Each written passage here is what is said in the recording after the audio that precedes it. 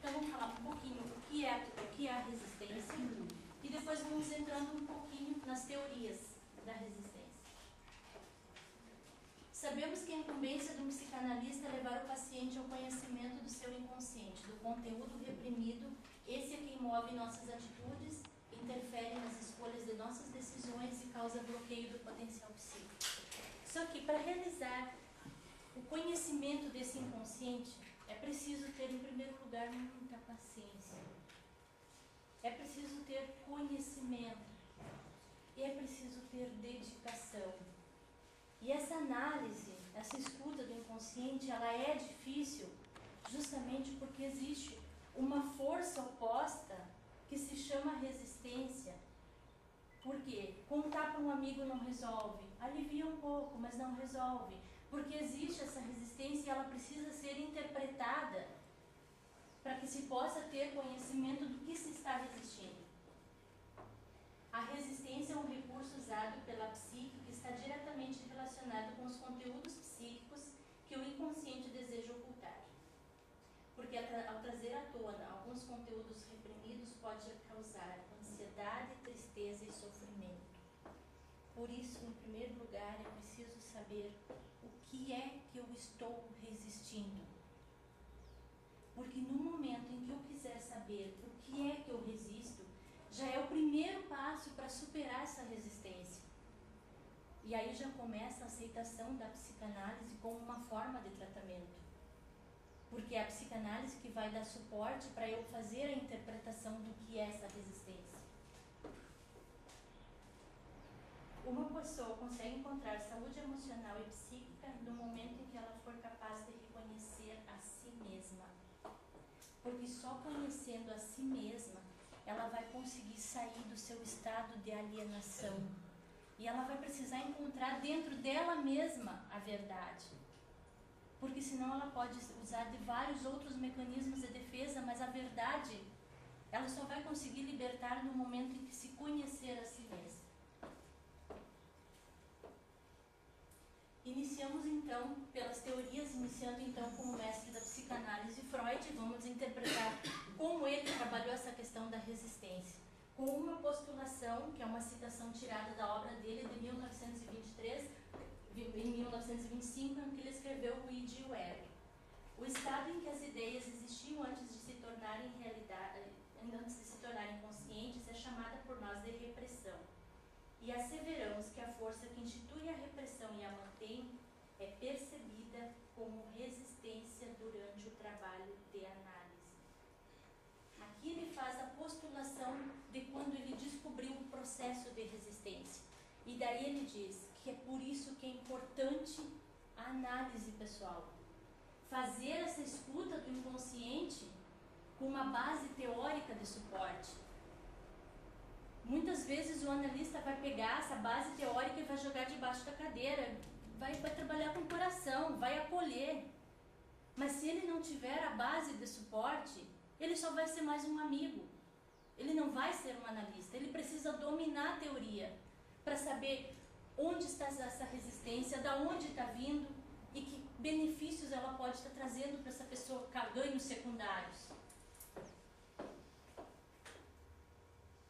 E para isso Freud classificou alguns tipos de resistência, alguns tipos quer dizer aonde elas se originam na pessoa. E uma delas, que ele chamou, é a resistência de repressão. Então, ele classificou 3 tipos de resistência, que são resistências do ego. Uma que é do id e uma que é do superego. Então, são os 5 tipos de resistência. Essa primeira, que é a resistência de repressão, é uma resistência do ego. Em que ele diz que o ego, ele precisa estar constantemente se defendendo do conteúdo reprimido. E isso dá um desgaste muito grande de energia para o ego. E com isso, o ego fica enfraquecido. E esse conteúdo que está lá vai se manifestar em forma de sintoma. E são vários os sintomas que se apresentam. E um sintoma, ele é sempre doloroso, porque o conteúdo reprimido ele vai se manifestar em forma de sintoma, de sublimação e de sonho. E quando ele se manifesta em sintoma, é sempre muito dolorido. E o principal sintoma que a gente observa numa pessoa que está com o ego enfraquecido é ela não acreditar nela mesma. É ela não valorizar as suas competências. É ela não reconhecer os seus valores. É uma pessoa que tem uma baixa estima muito grande. Esse é um dos problemas do ego enfraquecido. A pessoa não reconhece os seus valores e as suas potencialidades. Ela vive em função de inseguranças e medos. A outra forma de resistência postulada por Freud, que ela se origina, é uma que o paciente vai fazer direto na sala com o analista. Que todos aqui hoje ou são analistas em formação, que já estão no estágio, ou estão analisando, e essa forma de resistência ele chamou a resistência de transferência, que de acordo com Freud, o paciente apresenta resistência na intervenção feita pelo analista. E essa resistência de transferência, ela está muito relacionada com a vergonha. O paciente tem vergonha de contar as coisas para o analista. E aqui o Dr. Salésio coloca numa das obras dele que o analista precisa ter muita segurança disso, que ele vai sofrer a rejeição na interpretação do conteúdo que ele vai fazer do paciente. O que na psicanálise é chamada de transferência negativa, quando uma intervenção do analista contraria o desejo do paciente. E a outra resistência do ego que ele coloca é outro tipo de resistência que é encontrado, é o de ganho secundário, denominado psicogênese da perturbação neurótica, como benefício encontrado em uma doença. O Dr. Salésio já falou aqui antes, que são muito conhecidos nas pessoas psicossomáticas, nas doenças psicossomáticas, nos pacientes somatizados. E essa é uma resistência muito difícil de ser interpretada, porque o próprio paciente não sabe qual é a causa, qual é a emoção que está aí perturbando, que está originando essa dor, esse sofrimento. Só que ele pode estar tendo um ganho secundário nisso. Ele está recebendo cuidados, ele está recebendo atenção, ele está recebendo carinho, e isso aumenta ainda mais a resistência para conseguir entrar em contato com essa emoção. Outra forma de resistência são as resistências provindas do id. Aquelas três primeiras eram do ego, essa aqui é uma resistência do id. Essa resistência ocorre devido a uma necessidade instintual de repetir um prazer que já existiu. No momento em que não se tem mais aquele objeto para se viver aquele prazer, aquele caráter instintual como uma forma de matriz, ela continua no inconsciente, buscando uma repetição à compulsão.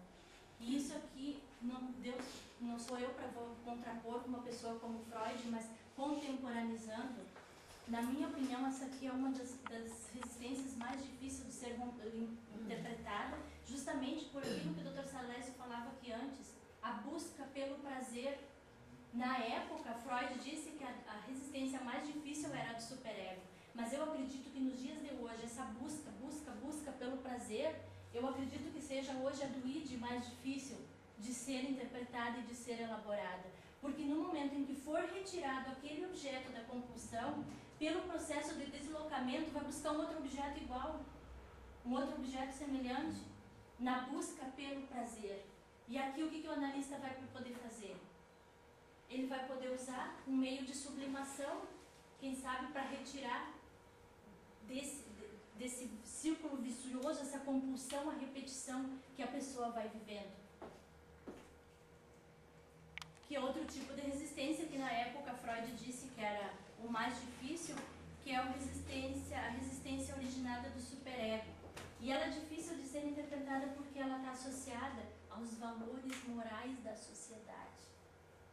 E aí o paciente que chega com essa resistência aqui na clínica é uma pessoa que vai chegar com um sentimento de culpa muito grande, com uma necessidade de autopunição, que lá fora ela vai se sabotar, ela vai se autossabotar e se autossabotar porque ela quer se punir por alguma coisa.